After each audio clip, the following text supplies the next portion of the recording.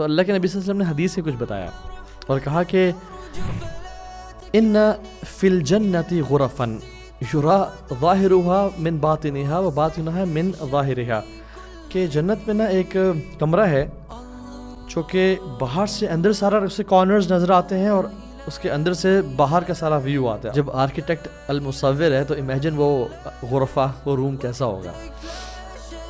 تو ایک صحابی نے پوچھا، فقال ابو مالک الاشعری رضی اللہ عنہ لمن ہی یا رسول اللہ، اے اللہ کے رسول صلی اللہ علیہ وسلم وہ کس کے لیے ہے؟ آپ نے کیا کہا؟ جس میں 3 کوالٹیز ہوں گی. لمن اطعب الکلام، جو اپنی بات میں نرم ہوگا، پولائٹ ہوگا، وہ لوگوں کو تانے، لوگوں کی غیبت، چغلی، تیز زبان کا نہیں ہوگا. وَأَطْعَمَ الطعام، وَأَطْعَمَ الطعام، جو لوگوں کو کھانے کھلاتا ہوگا. وَصَلَّى بِاللَّيْلِ وَالنَّاسُ نِيَامٌ، اور رات کو تہجد پڑھتا ہوگا جب لوگ سو رہے ہوں گے.